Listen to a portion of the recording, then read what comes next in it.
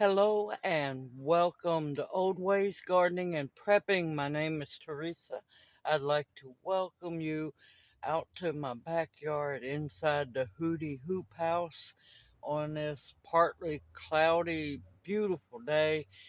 We got a lot of rain coming in, so I'm trying to get what I can done before, monsoon season kicks in again.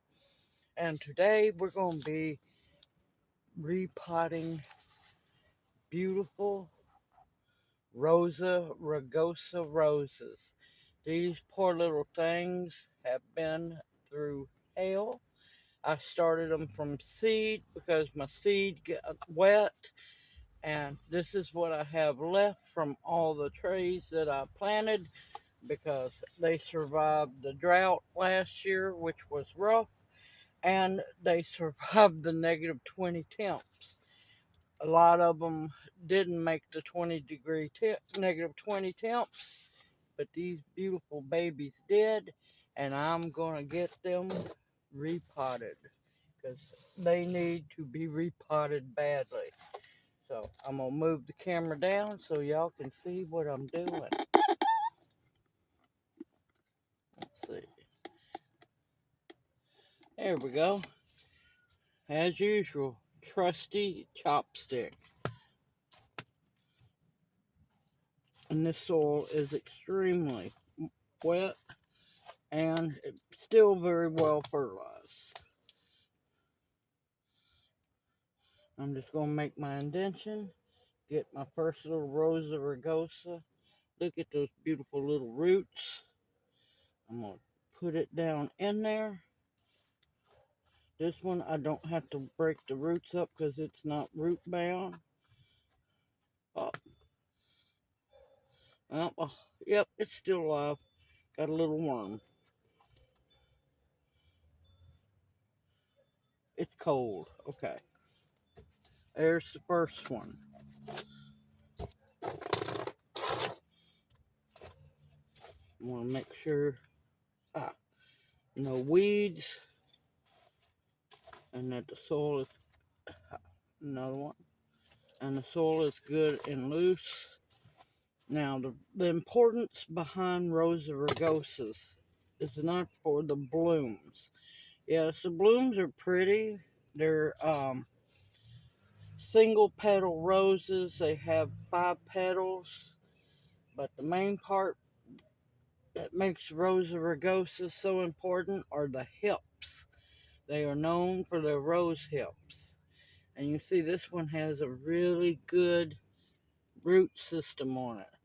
I'm going to break it up just a little bit. I don't want to disturb them a whole lot because these are baby roses that, yes, was started from seed.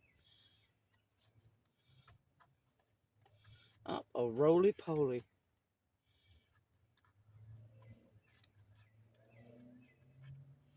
And into the soil they go.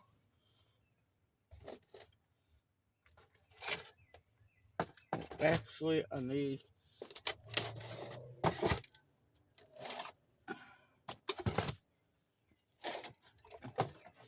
because I always start from the back and work up. Let's get these done. And I was lucky to have 18 survive this horrid temperatures, crazy weather.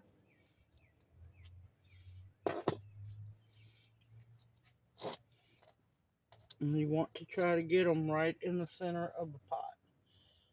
Let's go with this one. Another beautiful root system on that one. Gonna loosen them up just a little bit. Don't want to do it too much.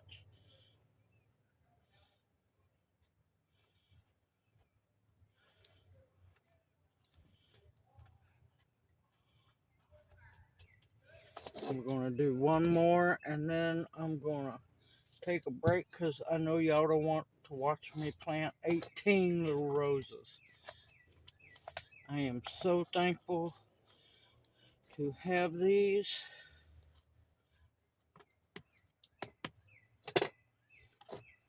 Because I know for a fact 2 of mine died over the winter, unfortunately, due to the weather. Here's a good little healthy one. Good root system.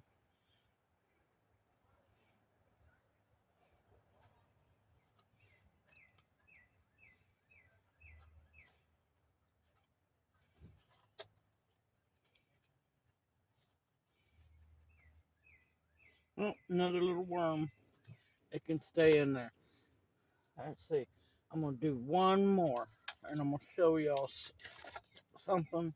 You can, when they're small like this, plant them a little deeper so they can get a better root built up on them. I wouldn't do all of them that way. Only a few are exceptions to the rule.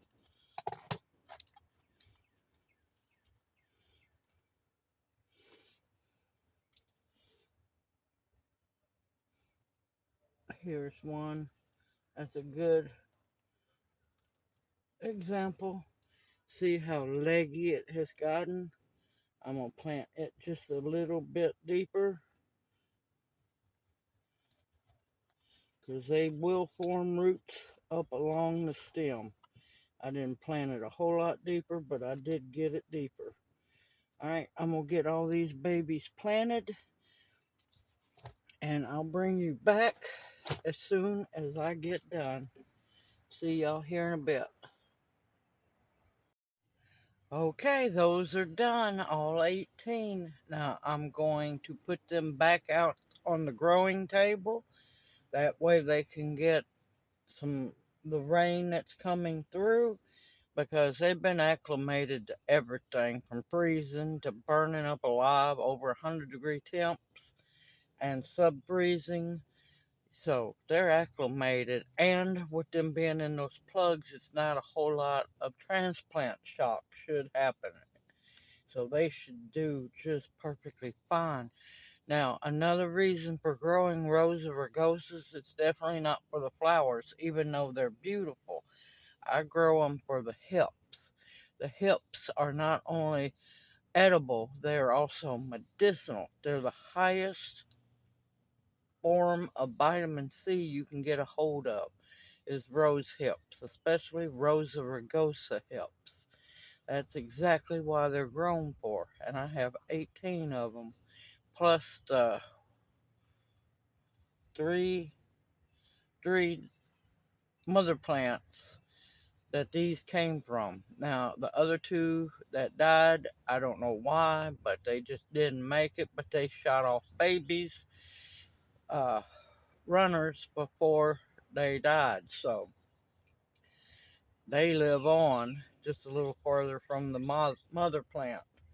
Now, these Rosa rugosas I grew from the seed from my Rosa rugosa plants. It's not hard to do, y'all. You can do it. You just have to believe in yourself, have the roses or know where they're at, collect the seeds in the fall after they have dried, and get the seeds out. Anybody can do this. Anybody can. And not only talking about the edible part, you can make jelly with them. I rarely make jelly, but there's a few exceptions. Rose hip jelly is wonderful. Now I grow other roses for their petals to not only dry for tea mixes, but also to make rose petal jelly. That's the floribundas, and I have climbing roses and knockout roses. Those I gather the petals from. These, now once in a while, I'll gather the petals, but not very often because I leave them alone so the bees can do their work, and the bumblebees and the native pollinators to pollinate them and make sure that rose hips grow. Simple, easy. It's Rosa rugosa, one of the easiest roses to grow, and they're beautiful. I hope this encourages you to also grow your own Rosa rugosas for the hips. You can make jelly, you can make, believe it or not, there's a rose hip ketchup. I haven't made that one yet, but I have tasted it before. It's definitely good and interesting. Massive amount of vitamin C, y'all. massive. I hope this encourages you. Grow your own. Grow as much food and medicine as you can. And like I said, with the hips, I make tincture with the hips to make my own liquid vitamin C, which is way stronger than a tablet could ever be from the store.